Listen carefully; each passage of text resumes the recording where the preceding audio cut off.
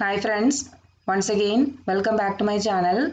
Today we are going to discuss the medical applications of blood groups.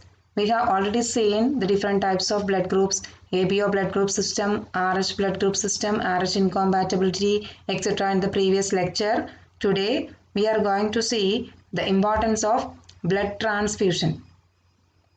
So about 14 blood group systems have been discovered.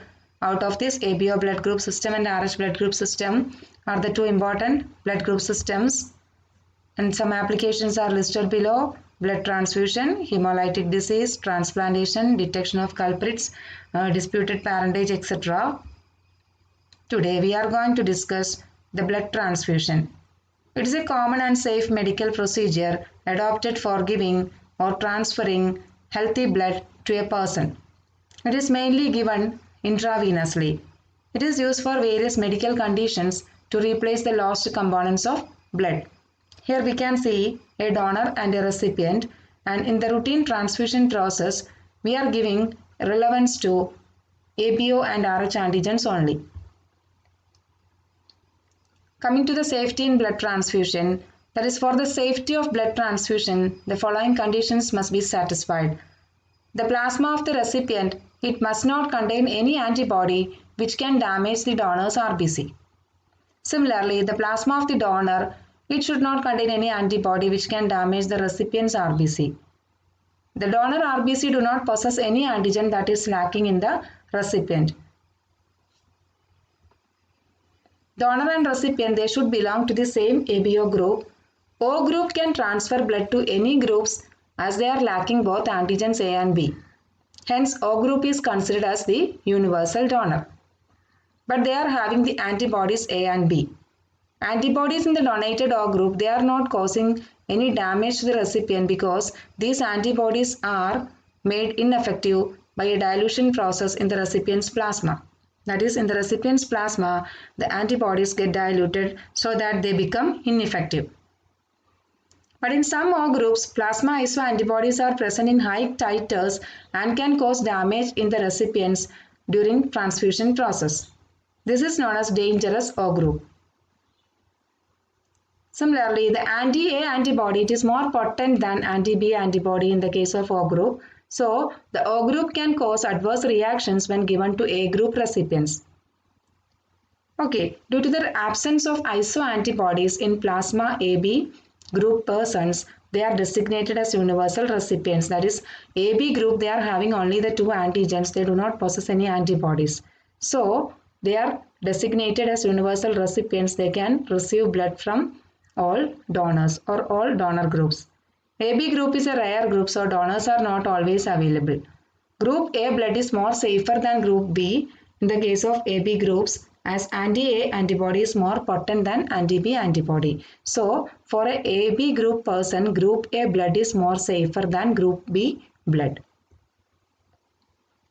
Coming to RH compatibility, it is very important in the case of RH negative recipient.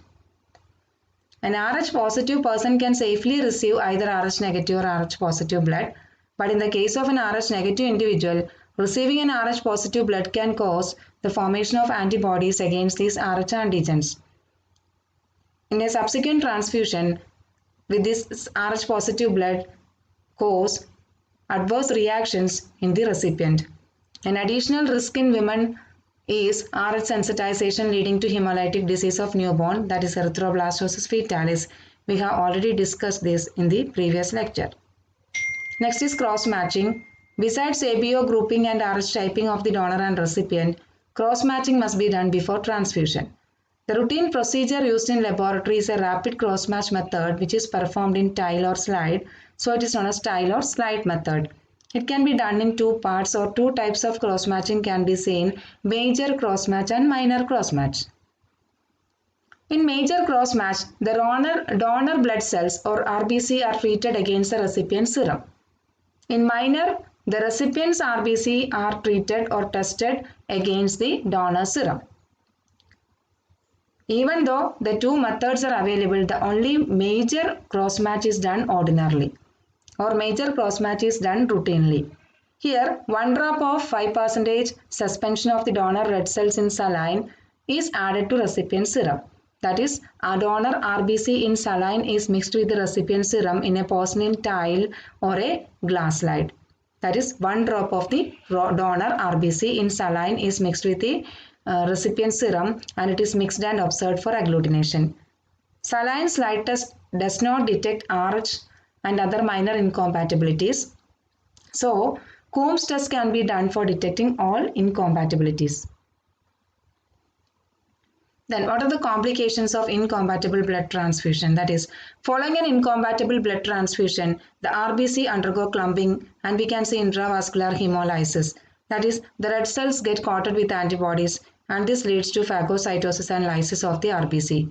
Some symptoms are shivering, tingling sensation, headache, severe lumbar pain, hypotension, cold clammy skin, feeble pulse rate, and other signs of collapse.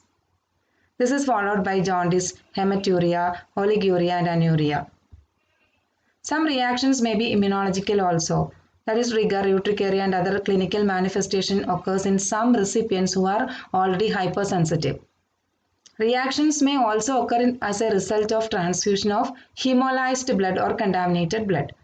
If any reaction occurs, the transfusion it must be stopped immediately and the remaining donor blood it should be sent to blood bank for further investigation. Some complications are of infectious origin, that is transfusion of bacteria contaminated blood may cause endotoxic shock or septicemia.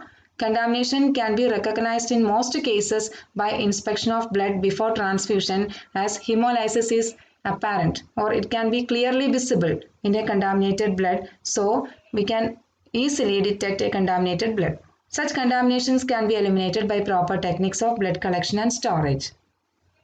Infections transmitted by blood transfusion. The main infections transmitted are HIV and hepatitis virus. Even though HIV screening is mandatory, in some cases HIV infected donors cannot be detected. That is, if the donor is in window period, they cannot be detected. Screening for hepatitis B virus surface antigens, it helps to eliminate HBV carriers. Then cytomegalovirus, it can be transmitted by transfusion and it can cause infectious mononucleosis-like syndrome.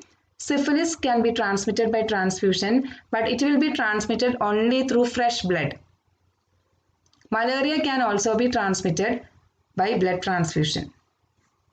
Then blood component therapy. Nowadays, all blood transfusion is replaced by blood component therapy. It has fewer complications and it helps in the optimal utilization of human blood because it is a scarce commodity.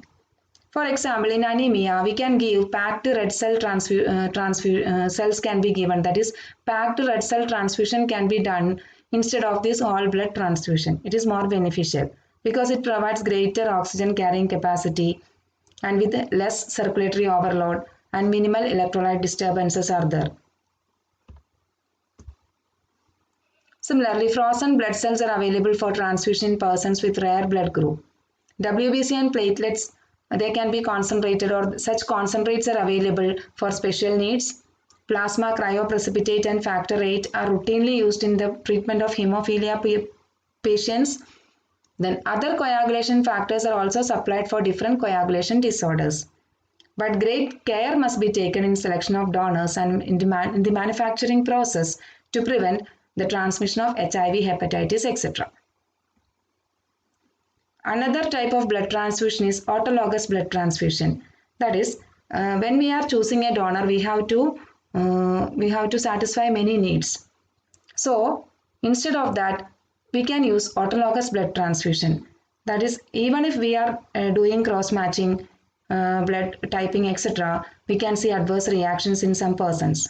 So, in order to eliminate all these adverse reactions, we can use autologous blood transfusion. It is very popular. That is, the donor and the recipient is the same person itself. That is, blood is collected from an individual himself and stored for use during surgery.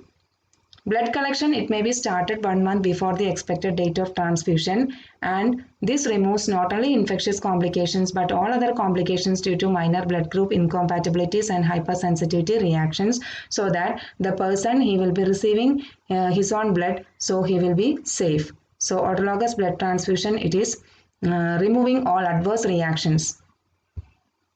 That's all about blood transfusion, its complications, etc. Hope you all understand the session. Thank you. Have a nice day.